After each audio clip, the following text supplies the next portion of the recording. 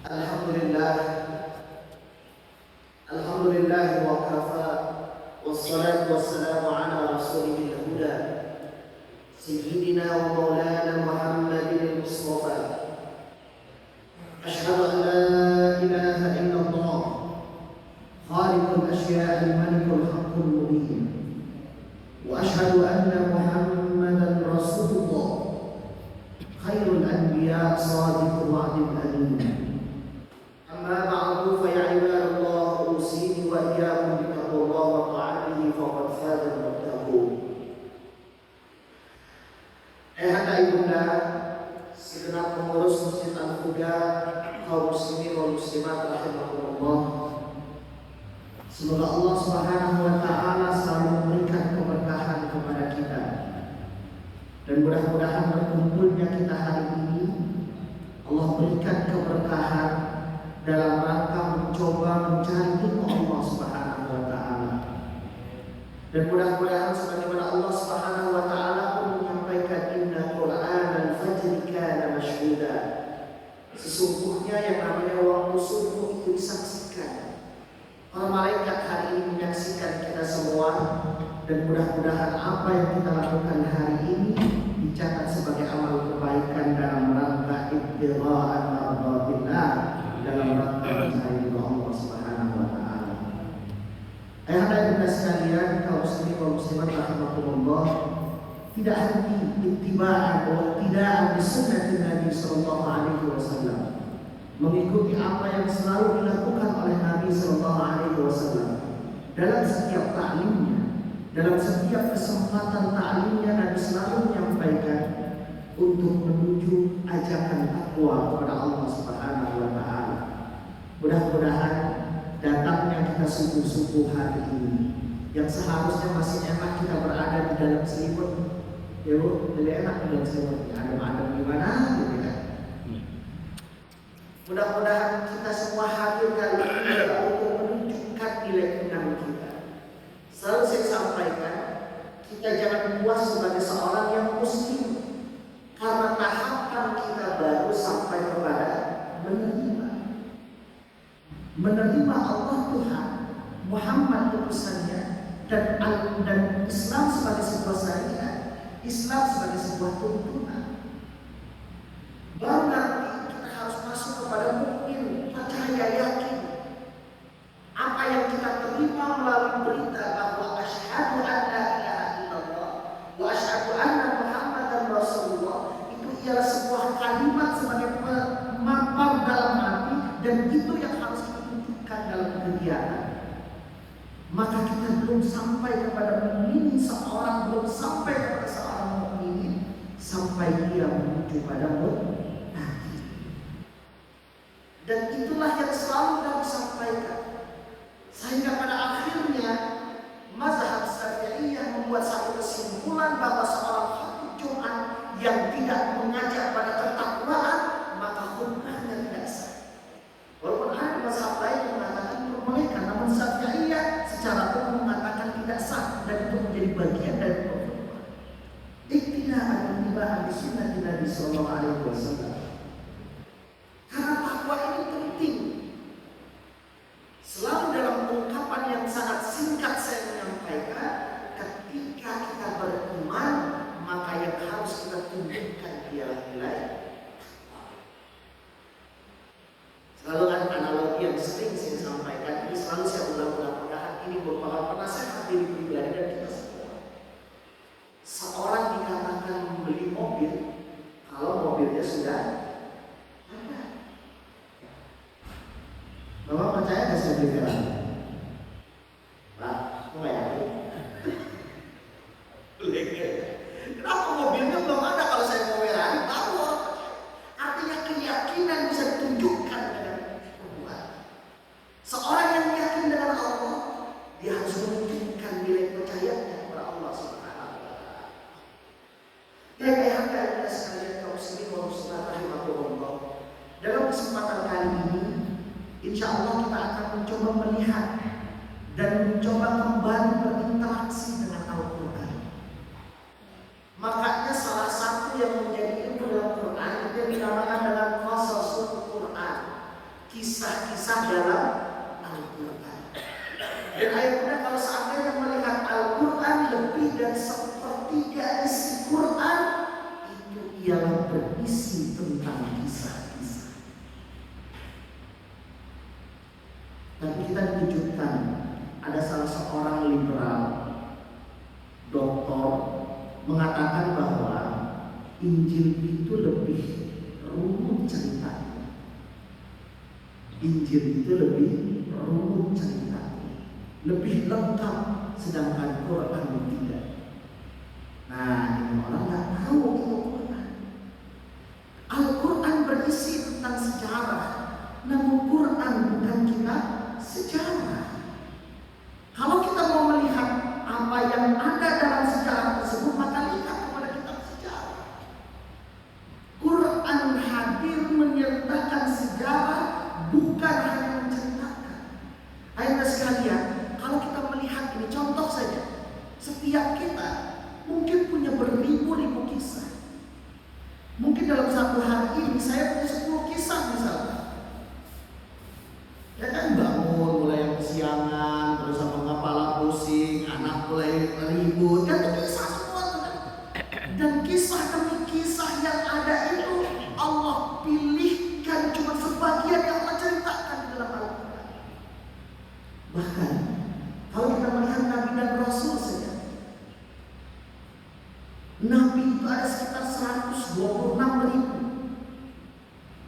Nabi itu ada sekitar 126.000. Dirunut lagi sampai menjadi Rasul. Dan dari sekian banyak itu hanya sekitar 24 sampai 25 yang dikisahkan dalam Al-Quran. Dan ada yang diceritakan secara detail, ada yang cuma disebutkan nama-namanya. Contoh apa? Zulkifli, Ilyasa, tidak ada cerita tentang Nabi Ilyas di dalam Al-Quran, namun diceritakan beberapa. Berarti apapun yang ada di dalam Al-Quran, kisah yang ada di dalam Al-Quran, berarti itu kisah ialah kisah yang sangat penting. Dan bukan hanya sekedar penting, kisah itu harusnya diambil ibrah sebagai bekal kita menjalani hidup. Makanya banyak kisah-kisah di dalam Al-Quran. Dan Al-Quran itu bukan bercerita secara detail. Yang paling penting di dalam Al-Quran ialah bagaimana yang menyampaikan tujuan dari cerita tersebut.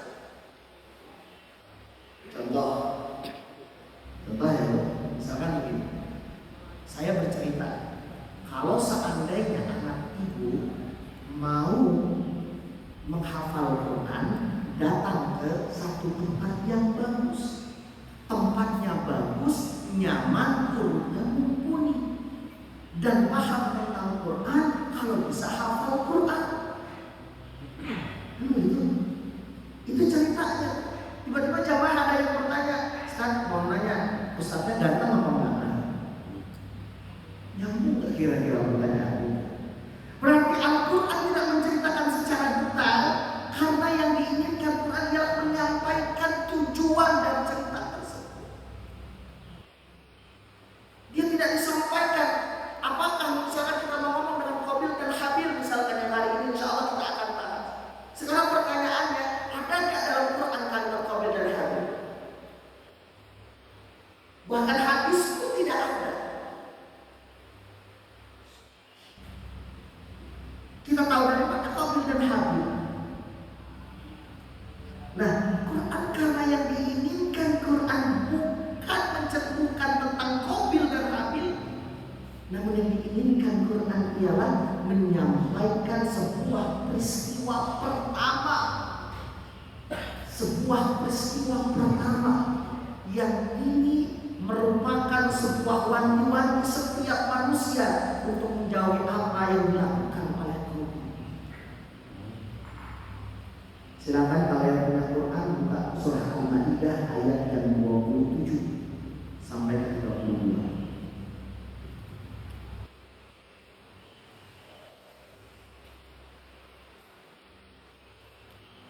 Ayat yang ke-27. A'udzubillahi minasyaitonir rajim. Watslu 'alaihim naba'a ibnai Adam. Watslu 'alaihim naba'a ibnai Adam bil haqqi. Saya boleh sampai di situ. Watslu, dan ceritakanlah sebuah kalimat dalam bahasa Arab yang menggunakan fi'il amr. Karena khitabnya Allah bicara dengan Nabi sallallahu alaihi wasallam. Allah berkata Muhammad sallallahu alaihi wasallam, "Utslu 'alaihim," kepada mereka, naba, sebuah berita, ibnai Adam, tentang dua anak Adam, bil haq, dengan sebenar-benarnya. Itu terjemah dari kita. Namun kita lihat kata demikian. Makanya saya sampaikan di awal tadi, Allah memilih kisah yang begitu selektif dari jutaan miliaran kisah yang ada di muka bumi ini dalam rangka memberikan ibrah yang begitu besar. Makanya kita lihat dari kata per kata. Ayat ini dimulai dengan kalimat watslu 'alaihim. Mungkin terjemah saya lihat dari terjemah, dan ceritakanlah, cuma sampai di situ. Dan ceritakanlah wahai. Namun utslu bukan hanya menceritakan. Utslu bisa bermakna tiga hal. Yang pertama, utslu bisa bermakna teliti kisah itu. Yang kedua, dibahas, cari tentang setiap iktibar yang ada di dalam kisah. Dan yang terakhir, utslu bermakna lakukan apa yang kau pelajari dalam kehidupan. Makanya doa yang disampaikan oleh Nabi Ibrahim alaihissalam ketika beliau berdoa kepada Allah Subhanahu wa taala, Rabbana wa ba'ath fihim rasulan minhum. Ya Allah, utuslah kepada kami seorang utusan dari kalanganku, dari anak cucuku nanti, wa ba'ath fihim, yang dimana rasulan minhum yatslu 'alaihim, seorang utusan yang dimana dia menyampaikan Quran. Bukan hanya menyampaikan, namun dia meneliti Quran, dia memahami Quran dan melaksanakan apa yang dia baca dan dia teliti. Itu makna watslu 'alaihim. Dan selanjutnya kalimat itu menggunakan kalimat bahasa naba. Dalam Al-Quran, kabar itu sering diungkapkan dengan khabar. Inna fi khabar, kalau kata orang Arab, ada kabar, khabar. Tapi ini dimaknai dengan kalimat naba. Berarti tidak semua kabar itu ialah naba, dan naba itu pasti kabar. Karena berita ini sangat penting. Makanya ada dalam Al-Quran, saking dia itu pentingnya, di dalam Al-Quran itu ada surat An-Naba. Terjemahnya apa An-Naba? Kabar. Ya begitulah satu pokoknya. An-Naba, hari kiamat. Padahal artinya berita tuh, karena di situ ada alif mengikat. Maksudnya berita yang sangat penting karena itu terkait dengan hari kiamat. Dan lihat bahasa yang Allah sampaikan, watslu 'alaihim naba, artinya wahai anak cucu Adam, wahai umat Muhammad sallallahu alaihi wasallam, akan kusampaikan sebuah berita penting yang ini merupakan banyak pelajaran yang nanti kalian akan ambil. Dan selanjutnya Allah mengatakan kalimat ibnai Adam. Ibnai secara umum artinya dua anak cucu dari Allah. Kenapa yang dipakai ibn? Padahal Quran mengungkapkan kalimat manusia dengan banyak dikti, dengan banyak kalimat. Allah memisalkan dengan kalimat anas. Misalkan, ya, seperti surat An-Nas itu juga artinya manusia. Allah misalkan dengan kalimat bashar. Bashar. Makanya ketika Siti Maryam mengungkapkan ketika dia belum pernah disentuh, walam yamsasni bashar. Bashar itu mengartikan sifat manusia secara keseluruhan. Bahwa dia itu makan, dia itu minum, dia itu menikah dan segala macam. Karena manusia Allah ciptakan di dalam dirinya. Kesempatan kemarin saya sampaikan, manusia di dalam dirinya ada sifat-sifat, ada dimensi-dimensi, dan seluruh makhluk yang ada pada dimensi manusia. Makanya Imam Al-Ghazali mengatakan di dalam jiwa manusia ada namanya dimensi hayawaniyah. Hayawan itu ialah sesuatu yang bergerak. Makanya dalam istilah sering dikatakan manusia itu ialah hayawan natik. Artinya apa? Karena kita itu bergerak tuh. Kita mencari makan, ya kan? Kalau misalkan lapar kita mau makan, kalau misalkan kita senang kita ketawa, kalau seandainya kita sedih kita menangis, itu bagian dari bergeraknya kita. Namun dimensi manusia kan nggak sampai situ, kita juga punya hati.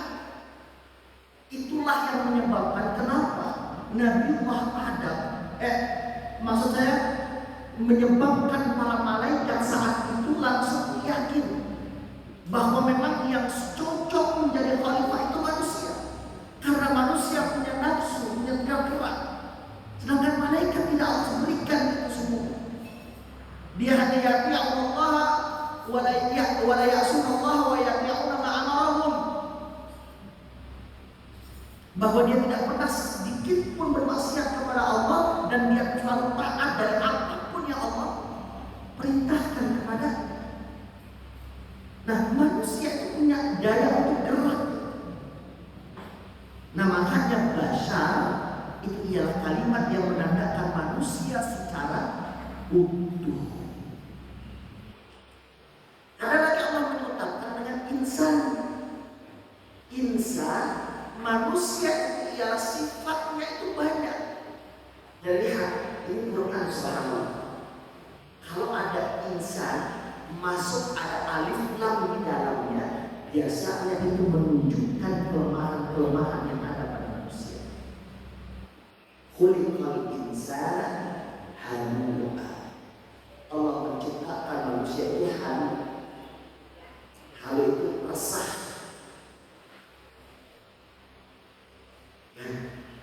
Nah, namun Allah dalam ayat ini untuk menceritakan tentang Qabil dan Habil, Allah memulai dengan kalimat ibnai Adam.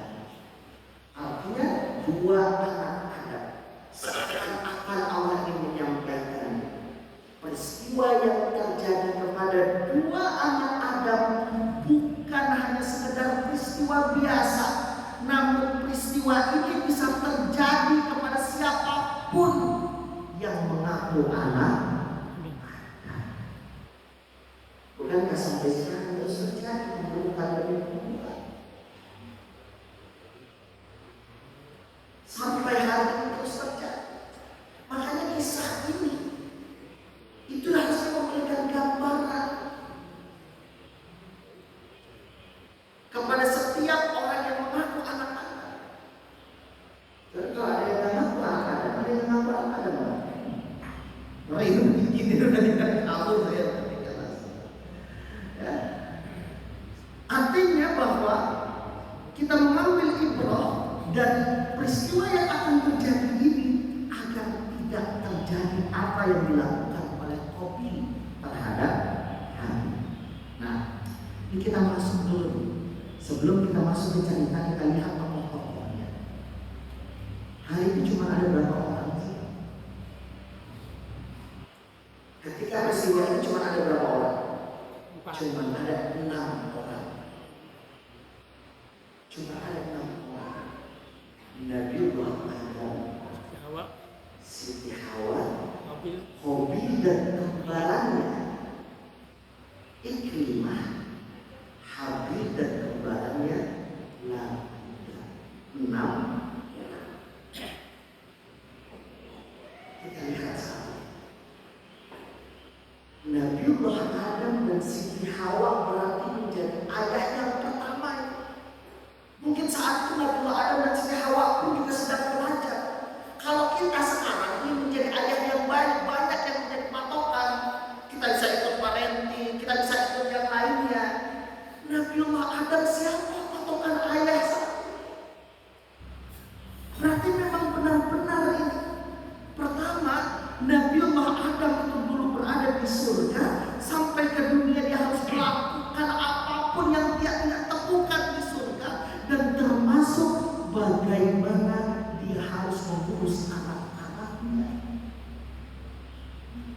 Jadi seharusnya ketika kejadian pembunuhan itu terjadi, kita bisa bayangkan betapa sedihnya dua orang ayah dan ibu ini. Di tengah dia yang tidak memahami apa yang harus dia lakukan saat itu. Karena tidak ada patokan. Kita kan belajar dari apa yang sudah berlalu itu. Kita tahu supaya anak kita nggak nakal, kita tahu dahulu gimana membentuk anak-anak yang soleh. Makanya ada tuh tuntunan demi tuntunan. Dulu dan dulu ada tidak ada. Namun kesedihan itu tidak diungkap oleh Al-Quran. Kenapa tidak diungkap oleh Al-Quran?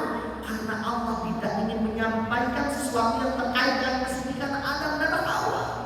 Yang ingin Allah sampaikan ialah supaya manusia menghindari 6 setidaknya 6 sifat yang ini akan menjadi cikal bakal terjadinya pembunuhan Qabil terhadap Habil. Apa 6 kisah? 6 sifat itu. Pertama, sombong. Ya. Yang kedua, sombong biasanya bergandengan dengan serakah. Orang sombong biasanya serakah. Karena orang sombong biasanya pengen menguasai apapun yang dia.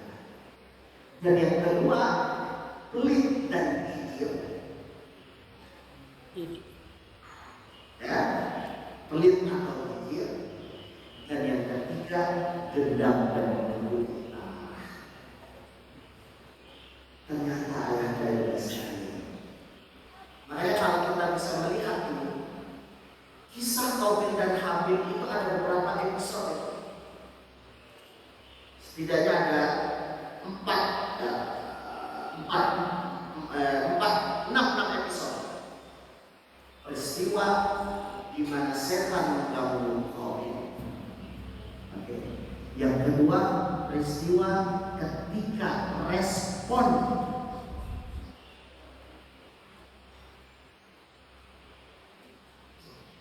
episode konflik, ya, ketika diminta untuk berkorban. Setelah itu episode fitnah yang terjadi, dan terakhir episode bagaimana menguburkan Habil. Banyak tuh, ya, termasuk bagaimana menguburkan orang itu diajarkan melalui kisah. Dan ternyata kisah ini punya akar, ayahnya sekalian. Kisah Qabil dan Habil itu punya akar. Mana akarnya? Akarnya ialah kejadian ketika Nabiullah Adam alaihissalam diganggu oleh syaitan. Jadi awal konflik pertama kali itu ya memang di situ. Apa kaitannya, Ustaz? Karena di situ Allah Subhanahu wa taala sudah mengingatkan kepada Nabiullah Adam, dan jangan jauh wahai Adam, belum sampai kepada yang lainnya, anak langsung mendapatkan godaan dari iblis. Konfliknya kan pertama itu kan, ada jin yang soleh di surga, damai mereka semua. Tiba-tiba akhirnya apa? Nabiullah Adam mulai masuk pada dirinya dihantui oleh bisikan iblis. Karena konflik pertama ketika Allah mengumumkan di surga, atau pengumumannya lewat mana? Jangan tanya pengumumannya lewat mana ya Pak? Ya. Artinya Allah mengumumkan kepada semua, izqala rabbuka lil malaika inni ja'ilun fil ardi khalifah. Ketika saat itu Allah mengumumkan bahwa aku akan menjadikan seorang makhlukku yang bernama manusia sebagai khalifah di situ.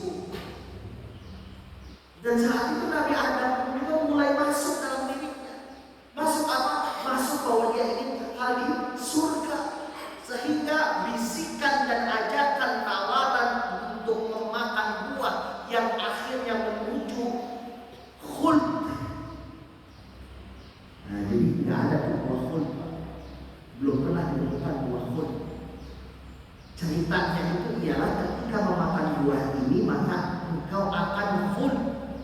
Khuld itu artinya kekal. Nah makanya keinginan untuk kekal selamanya di surga itulah yang menjadi cikal bakal saat itu godaan.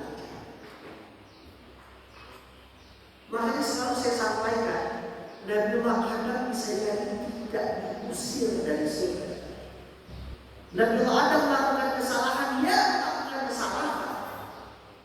Namun kesalahan yang dia lakukan itu merupakan bagian pelajaran bahwa Allah ingin menyampaikan kepada seorang Adam, kepada makhluknya yang bernama manusia, bahwa Allah sempat mengetes makhluknya yang bernama jin, yang pada akhirnya menjadi balas, menjadi menutup dirinya dari sebuah kebenaran dan mencoba menyombongkan diri. Maka kita menyimatkan dengan kata-kata iblis. Dan dia itu dari golongan jin, namun dia menutup kebenaran Allah dan mencoba mengambil baju Allah, yaitu kesombongan. Dan ketika Allah mengatakan mana akan antas juga di Adam, apa sih yang menyebabkan engkau untuk sujud kepada Adam? Apa engkau melarang dirimu ataupun juga mencegah dirimu untuk sujud kepada Adam? Padahal ini aku yang perintahkan, kata Allah. Padahal ini perintahku. Kan jawaban yang sangat tidak masuk akal saat itu. Jawaban penyombongan awal mula dan seorang membangkang kepada Allah Subhanahu wa Ta'ala. Apa kata setan saat itu? Kata jin yang akhirnya menutup kebenaran itu, khalaqtani min nar wa khalaqtahu min tin lazim. Engkau ciptakan aku dari api, sedangkan kau ciptakan dia tuh makhluk baru, tuh orang baru tuh itu dari tanah yang mulai itu kesombongan itu ada. Jadi artinya Nabiullah Adam diusir dari Nabiullah Adam diminta keluar. Dari awal memang Allah sudah menyiapkan Nabiullah Adam untuk menjadi khalifah di muka bumi ini. Dan sebuah pernyataan yang disampaikan oleh malaikat kepada Allah Subhanahu wa Ta'ala, karena malaikat mencoba meneliti di dalam diri manusia itu ada yang dinamakan dengan nafsu, dengan hawa nafsu. Itu kan telah bisa terjadi, tidak jauh-jauh langsung terjadi kepada Qabil dan Habil.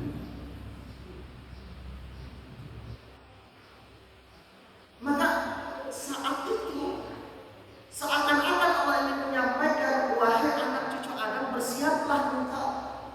Persiapan yang sangat engkau harus siapkan, karena nanti malah para orang-orang yang membencimu pasti akan membawamu kepada jalan yang sesat.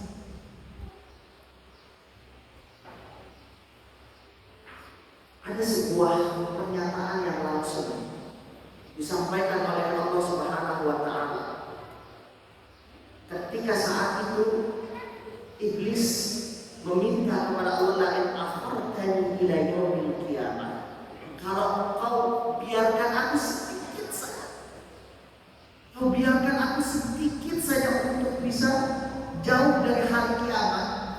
Jadi makanya setan itu, jin itu bisa hidupnya lebih lama dia. Hidupnya lebih lama. Kau biarkan aku untuk hidup selamanya. Ini bahasa yang disampaikan. Lahtakanna zurriyata. Ihtika. Maaf ya udah sekalian. Dalam bahasa Arab itu artinya membolongkan ataupun juga ngasih cincin kepada hewan itu untuk supaya bisa dibawa kemana-mana. Ya, itu yang dilakukan oleh iblis tadi. Jadi dimasukkan itu kepada diri kita agar kita bisa dibawa kemana? Dibawa untuk menjauh dengan Allah Subhanahu wa Ta'ala, dibawa untuk melakukan kemaksiatan. Dan itu janji iblis. Dan itu permintaan iblis kepada Allah Subhanahu wa Ta'ala. Nah, kisah Nabiullah Adam yang saat itu fa'adallahum asyaitanu anha, itu saat itu dalam Al-Baqarah dikatakan ketika saat itu Allah mencoba menggoyangkan Nabiullah Adam, yang pada akhirnya mereka semua tetap mengikuti apa yang diinginkan pada hari larangan Allah Subhanahu wa taala. Namun ternyata Allah menyiapkan kisah itu pun juga lebih baik. Apa yang dilakukan Nabi Adam setelah sampai di surga? Setelah sampai di bumi. Yang satu diasingkan di satu tempat, yang satu di satu tempat. Sejarah bilang Nabiullah Adam itu ada di sekitaran Palestina, ya, di daerah sekitar Palestina. Siti Hawa di sekitar Saudi, yang sekarang Saudi Jeddah, di Jazirah Arab. Itu jauhnya jauh-jauh. Namun dua orang ini terus mohon ampun kepada Allah Subhanahu wa taala, yang pada akhirnya fatalaqa Adam min rabbih kalimatin fataba alaihi. Artinya apapun nanti ketika kita mulai tergiur dengan ajakan syaitan, Allah menyiapkan satu proses yang Allah sebut dengan taubat. Jadi taubat itu proses, bukan hanya sekedar mohon ampun, namun artinya kembali. Makanya dalam Islam tidak dikenal dengan penebusan dosa. Yang dikenal ialah taubat, mohon ampun kepada Allah, diikuti dengan taubat. Taubat apa? Kembali. Permasalahannya sekarang kita tidak tahu kapan umur kita diberikan kesempatan untuk taubat.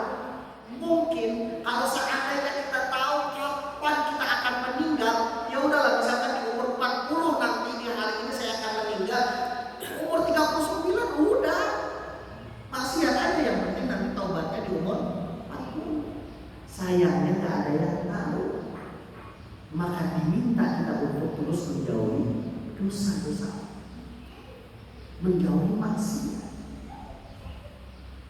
Baik, sampai jam berapa ya? Besok? Belum. Masih ada. Masih ada? Ya pokoknya terserah Ustaz lah ya. Memang susah kalau terserah saya. Baik,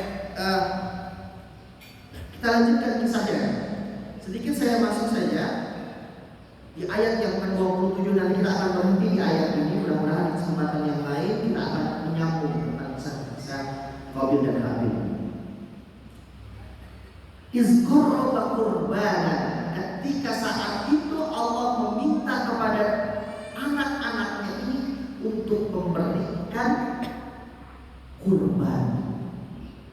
Kurban secara makna bahasa artinya qarraba yuqarribu qurbanan.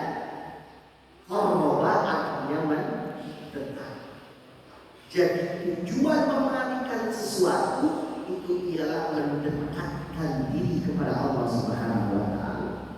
Makanya selalu sampaikan, kalau ada orang yang kemarin melakukan kurban, ngasih sapi, ngasih kambing, namun tidak tambah dekatnya dengan Allah Subhanahu wa taala, ada yang salah dalam kurbannya.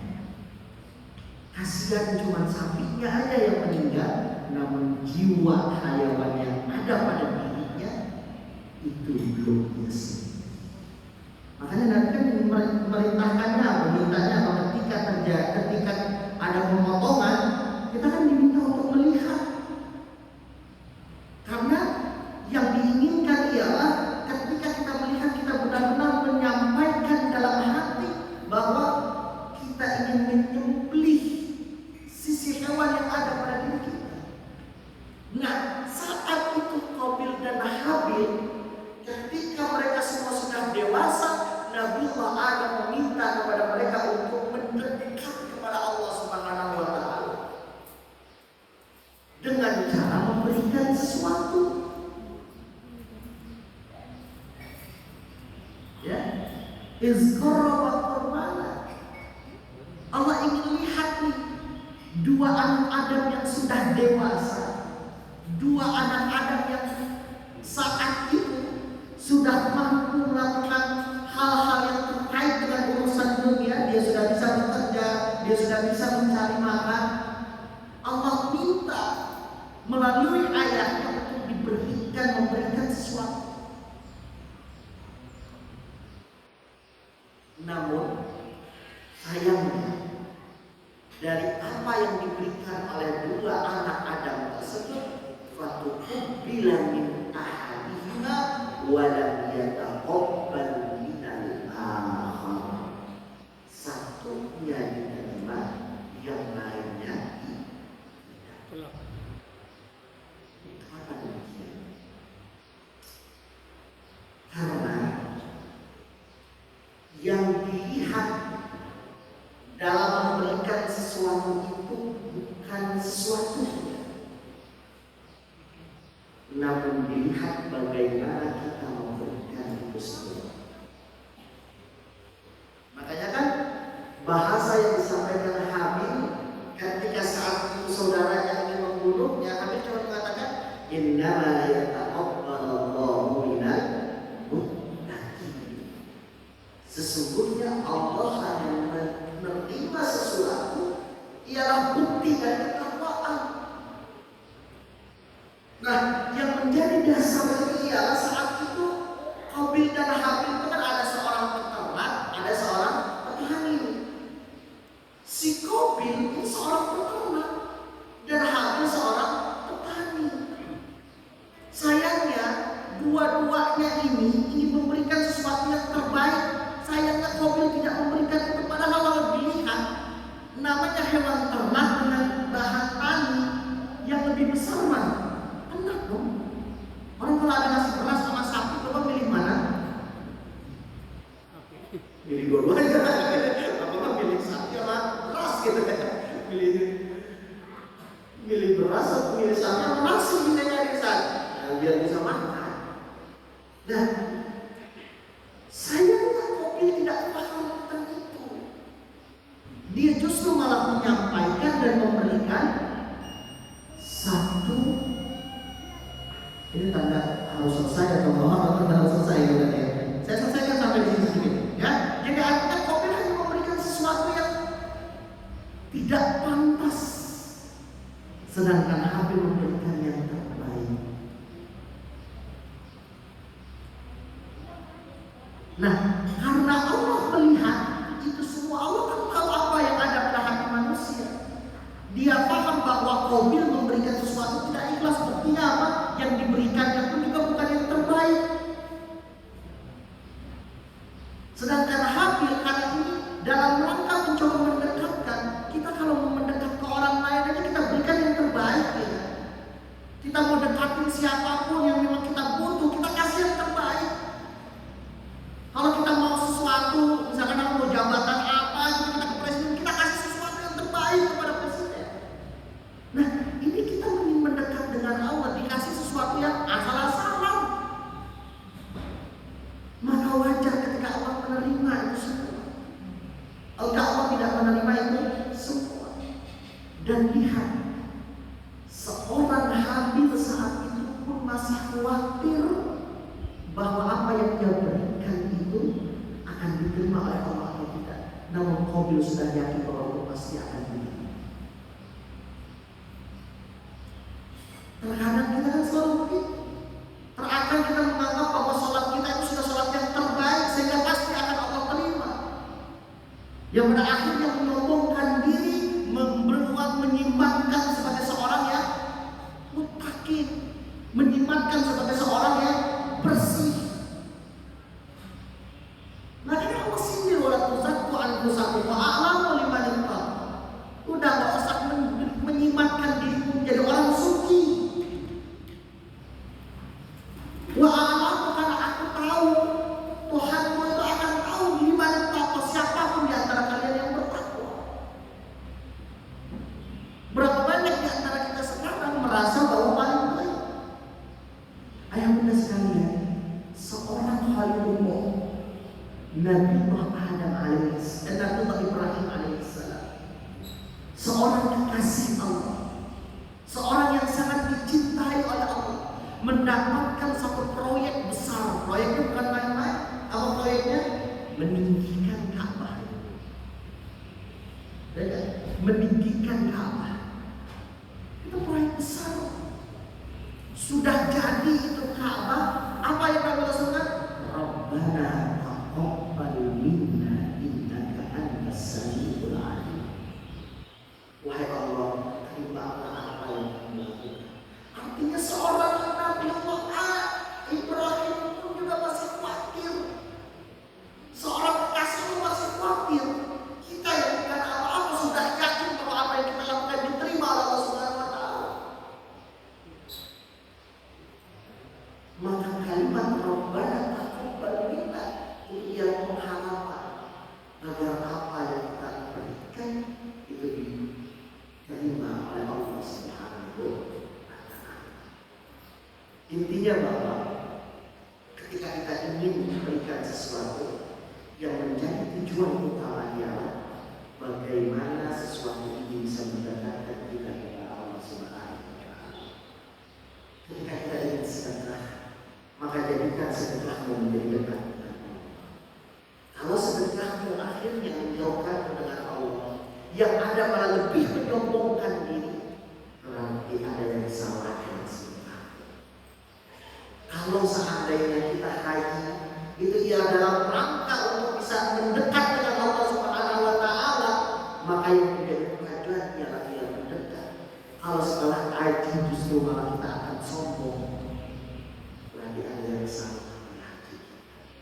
Karena ingat, iblis, jin dari golongan jin itu menjadi aduun, kata Allah. Allah yang bilang, bukan manusia yang bilang aduun. Allah bilang bahwa yang namanya iblis bagi kalian itu aduun, musuh.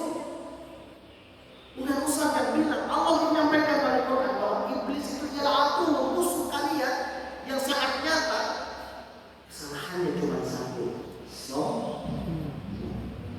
terkadang kesombongan itu yang menghalangi rahmat Allah dan ridho Allah itu hadir. Karena terkadang dengan kesombongan kita tidak bisa menilai siapa kita, bagaimana kita, dan bagaimana kita mencoba dengan Allah Subhanahu wa Ta'ala.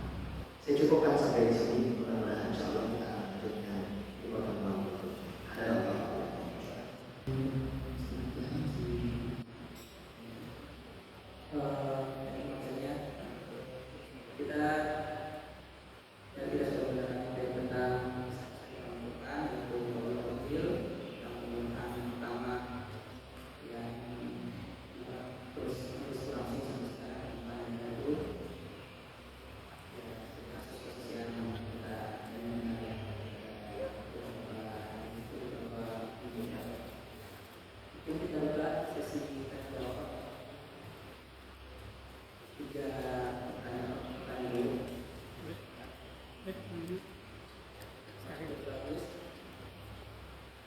Assalamualaikum warahmatullahi wabarakatuh. Ini mengenai sejarah. Saya alhamdulillah sebelumnya membaca itu di dalam kitab Al-Anbiya yang sumbernya dari Ibnu Ishaq. Jadi Ibnu Ishaq. Iya, Nabi Adam. Dia kalau saya kan menganggap sebagai empat orang, yang dua itu kan kembarannya ya saya. Nah di situ terangkan dari itu waktu Adam dua itu kembar-kembar. Nah iri dengki atau dendamnya kakaknya yang Qabil pada itu karena kembarannya yang Qabil itu tidak cantik gitu. Sekarang yang tidak bagus lah.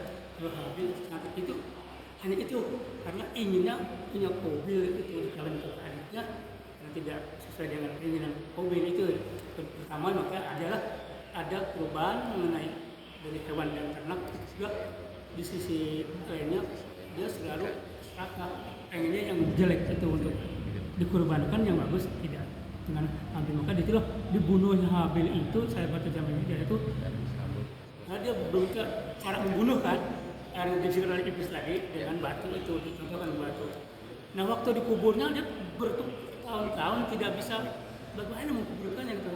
Akhirnya Allah mengutus malaikat berupa burung berantem di atas, satu jatuh oleh burung itu digali itu dikuburkan. Nah, mengenai Adam dan Hawa yang saya terangkan Pak Ustaz, ada di negara buat tadi yang saya baca di kisah itu, ada Nabi Adam di Himalaya itu di India. Kalau yang nama Siti Hawa ada di Padang Arafah ya di Arab. Makanya dalam haji itu semua mengenang sejarah Nabi Adam. Itu maka kita di Ka'bah tawaf, terus kita wukuf di Padang Arafah itu lebih abdul.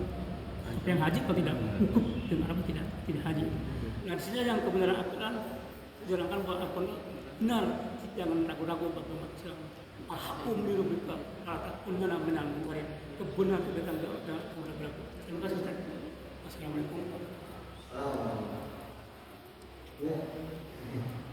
Terima kasih tambahannya Pak. Insyaallah.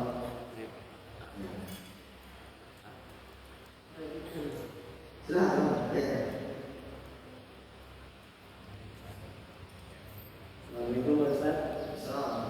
Dari kisah iblis yang tidak mau memenuhi perintah Allah untuk sujud kepada Nabi Adam, dalam masa sekarang ini apakah termasuk juga pembangkangan terhadap kita yang belum memenuhi panggilan untuk sholat? Bagi laki-laki mungkin belum bisa memenuhi panggilan untuk sholat di masjid. Dan apakah itu termasuk pembangkangan? Terima kasih. Saya jawab aja ke yang kedua pertanyaan. Yang pertama tadi Masya Allah bagus ya, terima kasih tambahannya. Mungkin nanti Insya Allah secara detail kita coba melihat di Quran apa yang baru sampaikan di pertemuan berikutnya Insya Allah ya Pak ya. Tadi apa? Oh ya, gini. Bentuk pembangkangan ya kalau kita melihat dari segi bahasa kan jelas bahwa iblis itu dari jin. Ya, iblis itu dari jin. Jin dulu juga itu ialah sama seperti Nabi Adam, taat dan patuh kepada Allah Subhanahu wa taala. Sayangnya tumbuh pada dirinya kesombongan. Makanya kalau kita melihat dalam surat An-Nas yang sering kita sampai ke cerita Qul a'udzu birabbin nas, malikin nas, ilahin nas, min syarril waswasil khannas. Dari kejahatan yang selalu mewaswasi diri manusia. Alladzi waswisu fi sudurin nas, yang selalu memberikan kewaswasan kepada hati manusia. Minal jinnati, baik dari golongan jin maupun dari golongan manusia. Jadi kalau ada orang yang mungkin tidak mau sholat ke masjid, ada orang yang mungkin tidak mau mengulang panggilan Allah, ya berarti dalam dirinya tertutup untuk kepada Allah Subhanahu wa taala. Berarti saat itu memang itulah godaan syaitan, itulah godaan iblis yang ada pada dirinya. Dan godaan tersebut bukan berarti bisa jadi itu berasal pada dirinya, karena mungkin godaan itu bisa dari golongan jin ataupun dari golongan manusia. Ya, jadi insya Allah tidak bukan selalu berkaitan dengan jin. Kadang sekarang manusia jin sedikit misalnya, aduh jin saya banyak nih malas masjid. Nah itu sering kayak gitu ya, jin difitnah terus. Bisa jadi pada dirinya, karena pada dirinya itu ada nafsu, dan nafsunya selalu diikuti sehingga hatinya tertutup untuk menerima panggilan Allah Subhanahu wa taala. Seperti itu mungkin.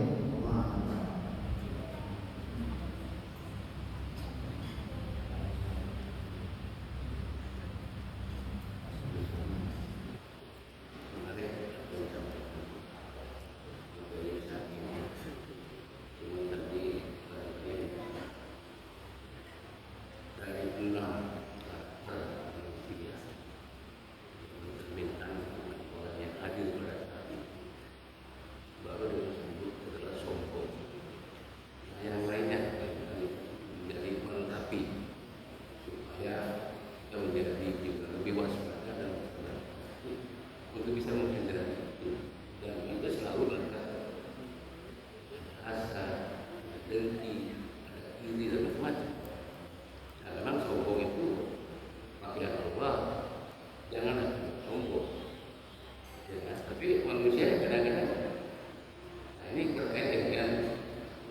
Yang kasus hari ini ya, sampo, sama sampo.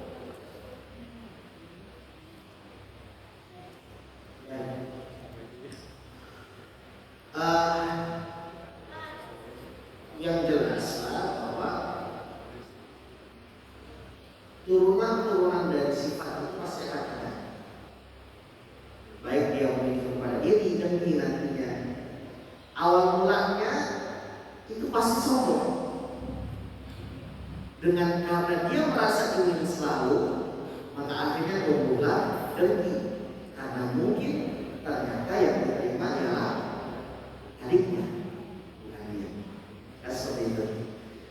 Termasuk pun juga dari orang yang terkadang makanya sombong itu awal mula setiap kejadian dan turunan-turunan sifat tercela yang akan dilakukan itu sombong. Kalau kita melakukan maksiat, karena kita sombong dengan diri kita nggak mau menilai diri kita. Iblis dahulu pun juga demikian, karena dia merasa sombong dan merasa bahwa dirinya paling kuat, sehingga akhirnya menutup dari sebuah kebenaran bahwa ada perintah Allah yang dimana Allah cuma pengen ngetes kau taat gak dalam perintah.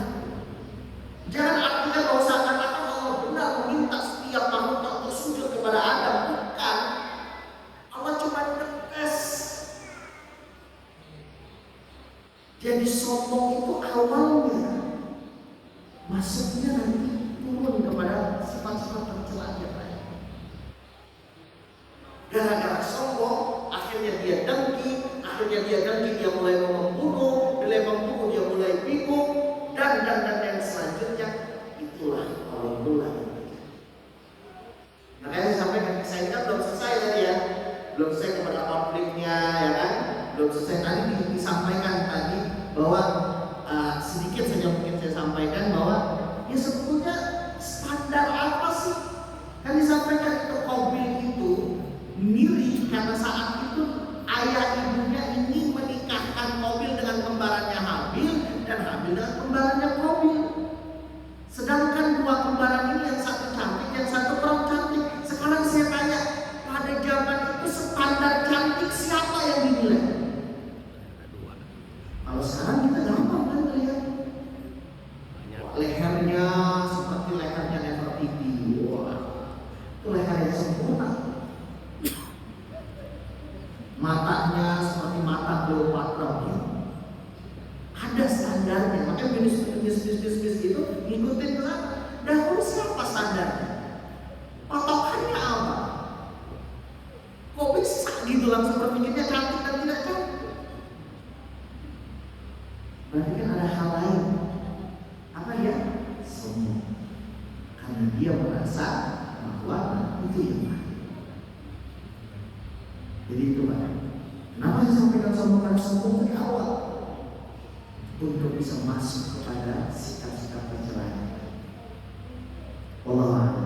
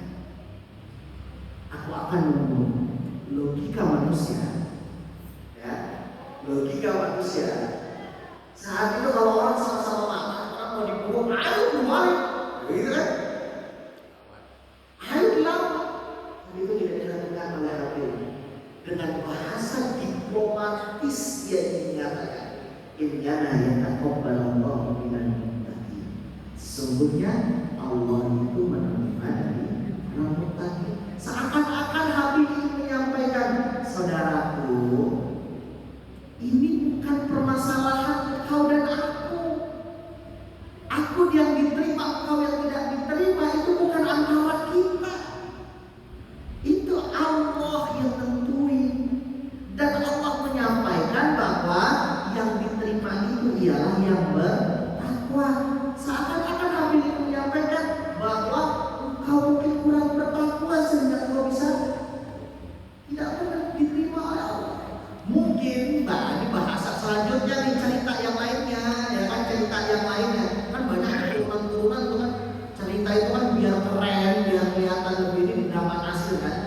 Nah, dramatisirnya yang tadi disampaikan nih, seakan-akan Qabil menyampaikan kepada Habil, ya udah deh kalau misalkan ini dosa aku ambil. Itu yang bagian dari dramatisir cerita. Padahal Habil hanya ingin memberikan jawaban kepada Qabil bahwa ini bukan aku yang menentukan gitu. Ini bukan aku yang menentukan. Yang menentukan Allah. Jadi tidak ada urusan dengan dirimu. Dan tidak ada yang menjadi hak sebetulnya kau untuk membunuhku. Aku tidak akan membunuhmu lagi.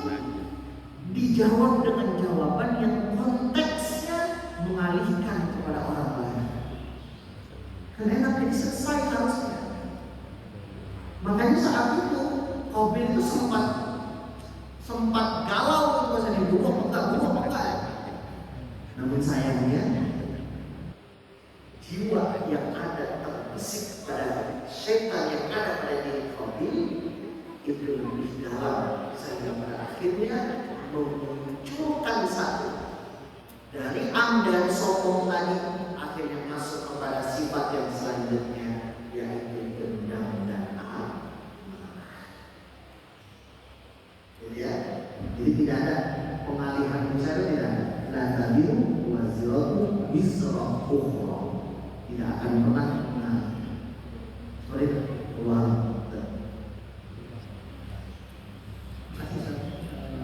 Silakan dipersiapkan pertanyaan dari Ibu.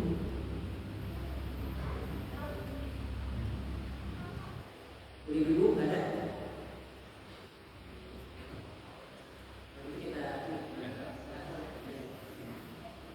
Kita berdoa kepada Allah Subhanahu wa taala semoga Allah memberikan taufik dan hidayah kepada kita, memberikan hidayahnya, memberikan ridhonya, dan semoga Allah Subhanahu wa taala selalu memberikan cahayanya kepada hati kita sehingga hati kita bisa memimpin setiap apa yang kita lakukan, sehingga hati kita bisa memimpin untuk mendekat kepada Allah Subhanahu wa taala yang pada akhirnya nanti mengakhiri hidup ini dengan dekat kepada Allah Subhanahu wa taala.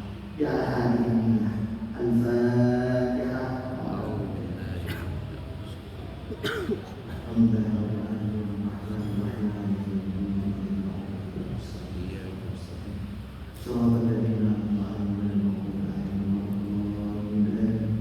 Allahumma salli ala Muhammadin wa ala ali sayyidina Muhammadin walhamdulillahi rabbil alamin. Allahumma anta rabbi, Allahumma anta rabbi, Allahumma hamdan.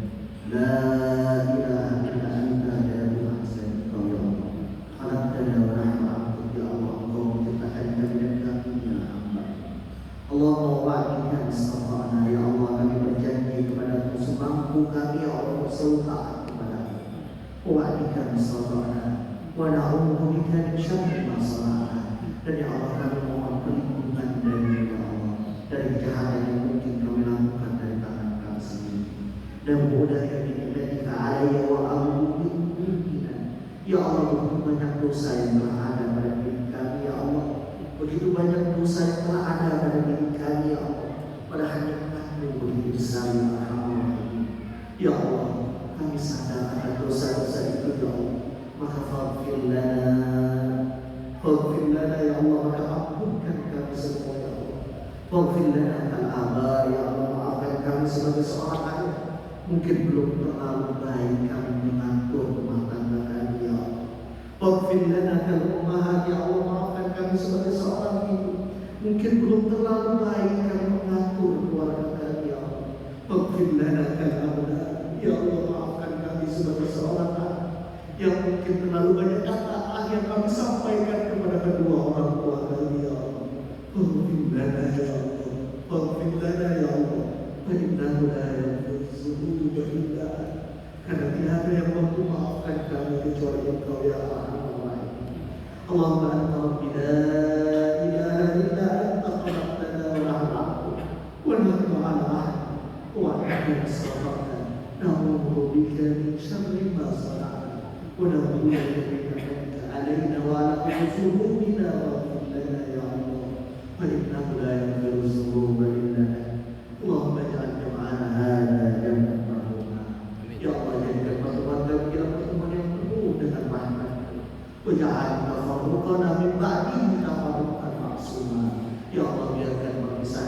nanti ya Allah, ialah pasangan yang memiliki ikatan iman kepada Rabbana taqabbal minna innaka antas samiul alim wa tub 'alaina innaka antat tawwabur rahim. Rabbana atina fid dunya hasanah wa fil akhirati hasanah wa qina adzabannar. Ya Rabb baitil haram wa ya Rabb ruknil muqam wa ya Rabb baitil haram wa ya Rabb masjidil haram بلغنا إليك من السلام. وصلى الله على النبي الأمي وعلى آله وصحبه وسلم أجمعين والحمد لله رب العالمين. سبحانك اللهم وبحمدك أشهد أن لا إله إلا أنت نستغفرك ونتوب إليك. Maksudnya ya Allah, dan kepada-Mu aku mohon